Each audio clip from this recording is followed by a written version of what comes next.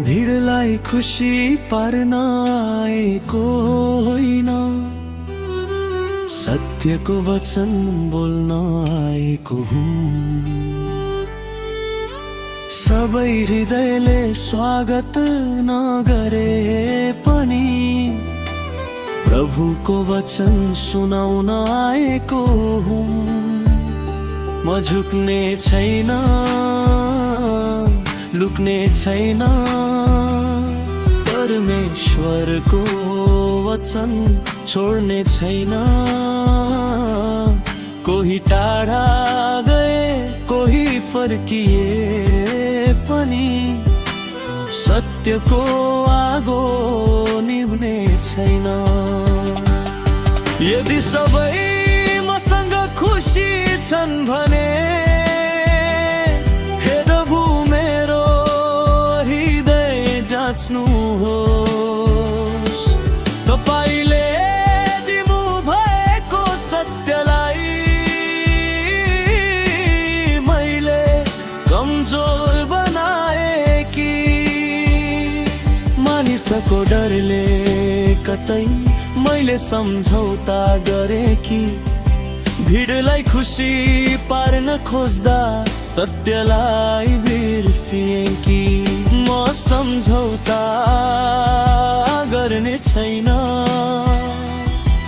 म पछि हट्ने छैन। परमेश्वरको वचन बोल्नेछु,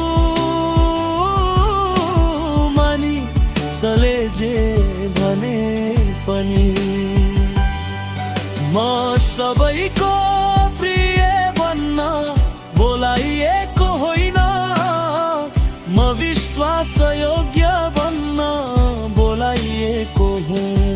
हे प्रभु तपाईको बोलावटमा मेरो जीवन तपाईको हो। अन्तिम साससम्म प्रभु म तपाईमै अडिगहनेछु। गोठालाले घाइतेलाई सान्त्वना दिन्छ, टुटेकालाई प्रेमले बाँच्छ, तर कहिले काहीँ सत्यले लुकेको घाउ पनि खोल्नु पर्छ।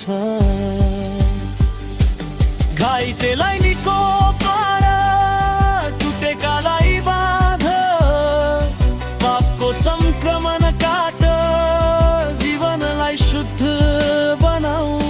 पापीलाई प्रेम गर, अन्धकारको सामना गर, हराएकालाई येशूतिर फर्काएर ल्याऊ। येशूलाई टुटेकाहरूले प्रेम गरे, तर घमण्डीहरूले विरोध गरे। व्यभिचारमा पक्राउ परेकी स्त्रीलाई उहाँले कृपा देखाउनु भो। फरिसीहरूलाई सत्य सुनाउनु भयो, चेलाहरूलाई सुधार्नु भयो। टुटेकाहरूलाई उठाउनु भयो, हराएकाहरूलाई बचाउनु भयो। यदि सबै मसँग खुसी छन् भने मैले कठिन सत्य बोले कि मैले कठिन कुराकानीबाट कतै आफूलाई बचाए कि उपस्थिति जोगाउन सत्य मैले कमजोर बनाए कि सिद्धान्त भन्दा सुविधालाई मैले ठुलो बनाए कि म सम्झौता गर्ने छैन, म पछि हट्ने छैन।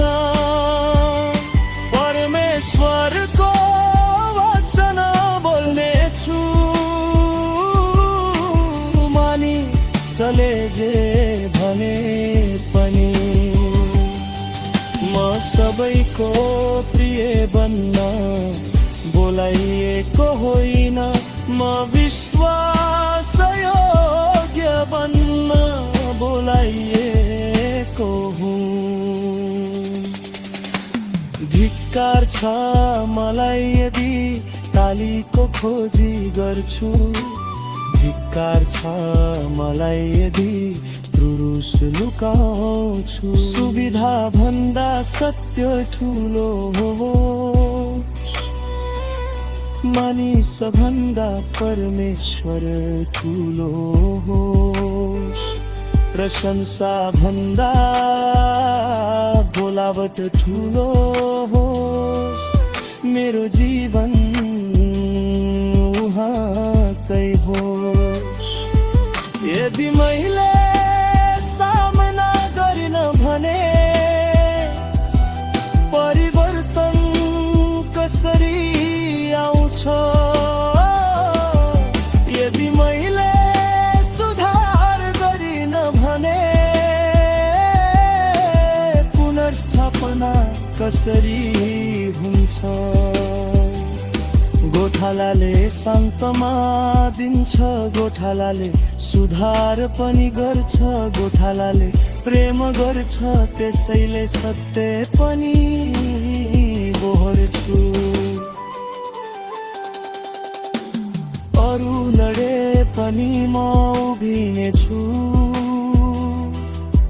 अरू म नभए पनि म बोल्नेछु।